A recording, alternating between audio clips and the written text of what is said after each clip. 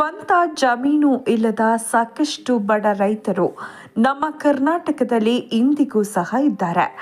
ಸರ್ಕಾರವು ಇಂತಹವರ ಬಗ್ಗೆಯೂ ಕೂಡ ಇತ್ತೀಚೆಗೆ ಬಹಳಷ್ಟು ಗಮನ ಹರಿಸ್ತಾ ಇದೆ. ತಂದೆ ತಾಯಿ ಹಾಗೂ ಈಗಿರುವ ನಾವು ಕೂಡ ಇನ್ನೊಬ್ಬರ ಜಮೀನಿನಲ್ಲಿ ಕೆಲಸ ಮಾಡಿ ಕೂಲಿ ಮಾಡಿ ಜೀವನವನ್ನು ನಡೆಸಿಕೊಂಡು ಬಂದಿದ್ದೇವೆ. ನಮ್ಮದೇ ಆದಂತಹ ಒಂದು ಚೂರು ಕೂಡ ಸ್ವಂತ ಜಮೀನು ಇಲ್ಲದೆ ಇನ್ನೊಬ್ಬರ ಜಮೀನಿನಲ್ಲಿ ಕೂಲಿ ಕೆಲಸದಾಳಾಗಿ ದುಡಿತಾ ಇದ್ದೀವಿ ಅನ್ನುವವರು ರಾಜ್ಯದಲ್ಲಿ ಸಾಕಷ್ಟು ಜನ ಇದ್ದಾರೆ. ಸರ್ಕಾರವು ಇಂತಹವರ ಬಗ್ಗೆ ಕಾಳಜಿ ವಹಿಸಿದ್ದು ಸ್ವಂತ ಜಾಗ ಜಮೀನು ಇಲ್ಲ ಎನ್ನುವವರಿಗಾಗಿ ರಾಜ್ಯ ಸರ್ಕಾರದಿಂದ ಭರ್ಜರಿ ಬಂಪರ್ ಗಿಫ್ಟ್ ನೀಡಿದೆ. ಈ 2024 ಈ ವರ್ಷ ಈ ಹೊಸ ಯೋಜನೆಗೆ ಆಸಕ್ತರಿಂದ ಹಾಗೂ ಅರ್ಹರಿಂದ ಅರ್ಜಿಗಳನ್ನು ಕರೆಯಲಾಗಿದ್ದು, ಸ್ವಂತ ಜಮೀನು ಇಲ್ಲದ ಸಾಕಷ್ಟು ಜನ ಸಿಟಿಯಲ್ಲಿ ಅಂದ್ರೆ ನಗರ ಪ್ರದೇಶದಲ್ಲಿ ಮತ್ತು ಗ್ರಾಮೀಣ ಭಾಗದಲ್ಲಿ ಇದ್ದಾರೆ.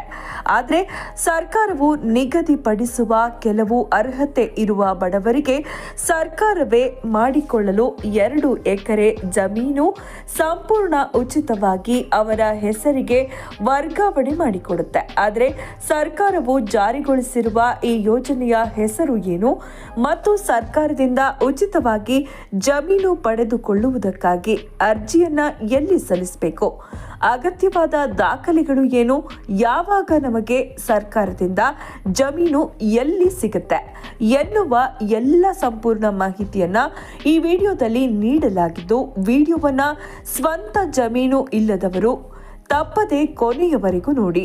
ನೀವು ಕೂಡ ಸರ್ಕಾರದಿಂದ ಉಚಿತ ಜಮೀನು ಪಡೆದುಕೊಳ್ಳಲು ಬಯಸ್ತಾ ಇದ್ರೆ ತಪ್ಪದೆ ವಿಡಿಯೋಗಳನ್ನ ಈಗಲೇ ಲೈಕ್ ಮಾಡಿ. ಬನ್ನಿ ಕಂಪ್ಲೀಟ್ ಆಗಿ ನೋಡೋಣ.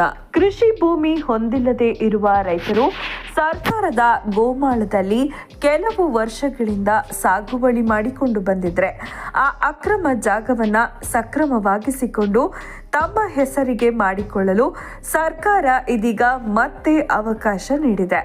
ಇದು ಬಹಳ ಹಳೆಯ ಪದ್ಧತಿ. ಕೃಷಿ ಭೂಮಿ ಇಲ್ಲದೆ ಇರುವ ರೈತರು ಸರ್ಕಾರದ ಗೋಮಾಳವನ್ನ ಸಾಗುವಳಿ ಭೂಮಿಯಾಗಿ ಪರಿವರ್ತಿಸಿಕೊಂಡು ತನ್ನ ಜೀವನೋಪಾಯಕ್ಕಾಗಿ ಈ ಭೂಮಿಯನ್ನ ಬಳಸಿಕೊಳ್ಳುತ್ತಿರಬಹುದು. ಒಂದು ಗ್ರಾಮಕ್ಕೆ ಎಷ್ಟು ಗೋಮಾಳವನ್ನ ನೀಡಬೇಕು ಅನ್ನೋದು ಕೂಡ ಸರ್ಕಾರ ನಿರ್ಧರಿಸುತ್ತೆ. ಸಾಗುವಳಿ ಮಾಡ್ತಾ ಇರುವಂತಹ ಜಮೀನನ್ನ ಅಕ್ರಮ ಸಕ್ರಮ ಮಾಡಿಕೊಳ್ಳೋಕೆ ಸರ್ಕಾರ ರೈತರಿಗೆ ಅವಕಾಶ ನೀಡಿದೆ. ದನಕರುಗಳಿಗೆ ನೀವು ಬಿಟ್ಟ ಗೋಮಾಳ ಇರಬಹುದು ಅಥವಾ ಯಾವುದೇ ಗ್ರಾಮದಲ್ಲಿ ಬಳಕೆ ಆಗದೆ ಇರುವ ಅನುಪಯುಕ್ತ ಭೂಮಿ ಇರಬಹುದು. ಇದನ್ನ ಸರ್ಕಾರದ ಭೂಮಿ ಅಂತ ಪರಿಗಣಿಸಲ್ಪಡುತ್ತೆ. ಭೂ ಕಂದಾಯ ನಿಯಮ 1966 97(1) ಪ್ರಕಾರ ಪ್ರತಿ ಗ್ರಾಮದಲ್ಲಿ 100 ಜಾನುವಾರುಗಳಿಗೆ 12 ಹೆಕ್ಟೇರ್ ಭೂಮಿಯನ್ನ ಸರ್ಕಾರ ಗೋಮಾಳವಾಗಿ ಬಿಟ್ಟಿರುತ್ತೆ. ಈ ರೀತಿ ಗೋಮಾಳಕ್ಕೆ ಎಂದು ಬಿಟ್ಟಿರುವ 12 ಹೆಕ್ಟೇರ್ಗಿಂತಲೂ ಹೆಚ್ಚಿಗೆ ಇದ್ದರೆ ಆ ಹೆಚ್ಚುವರಿ ಜಾಗದಲ್ಲಿ ಭೂ ರಹಿತ ಕೃಷಿಕರು ಸಾಗುವಳಿ ಮಾಡಿಕೊಂಡಿದ್ರೆ ಅದನ್ನ ಪರಿಶೀಲಿಸಿ ಅಕ್ರಮ ಸಕ್ರಮಕ್ಕೆ ಅವಕಾಶ ನೀಡಲಾಗುತ್ತೆ. ರಾಜ್ಯ ಭೂ ಮಂಜೂರಾತಿ ಸಮಿತಿ ಫಲಾನುಭವಿಗಳ ಭೂಮಿಯನ್ನ ಪರಿಶೀಲಿಸಿ ಸರ್ಕಾರಕ್ಕೆ ವರದಿಯನ್ನ ಸಲ್ಲಿಸುತ್ತೆ. ಗೋಮಾಳವನ್ನ ಹೊರತುಪಡಿಸಿ ಹೆಚ್ಚುವರಿ ಜಾಗ ಇದ್ದರೆ ಮಾತ್ರ ಆ ಜಾಗದಲ್ಲಿ ಕೃಷಿ ಚಟುವಟಿಕೆ ಮಾಡುವವರಿಗೆ ಸಕ್ರಮ ಜಮೀನು ಪತ್ರ ನೀಡಲಾಗುತ್ತೆ. ಯಾವುದೇ ಕಾರಣಕ್ಕೂ ಖಾಸಗಿ ಕಂಪನಿಗಳು ಗೋಮಾಳದ ಜಮೀನು ಬಳಕೆ ಮಾಡಿಕೊಳ್ಳುವಂತೆ ಇಲ್ಲ.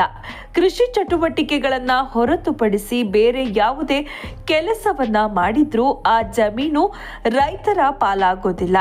ಪರಿಶಿಷ್ಟ ಜಾತಿ, ಪರಿಶಿಷ್ಟ ಪಂಗಡದ ರೈತರು, ಭೂರಹಿತ ಮಹಿಳಾ ರೈತರು ಗೋಮಾಳದ ಜಮೀನಿನಲ್ಲಿ ಕೃಷಿ ಮಾಡುತ್ತಿದ್ದರೆ ಸುಲಭವಾಗಿ ಅರ್ಜಿಯನ್ನ ಸಲ್ಲಿಸಿ ಹಕ್ಕುಪತ್ರ ಪಡೆಯಬಹುದು.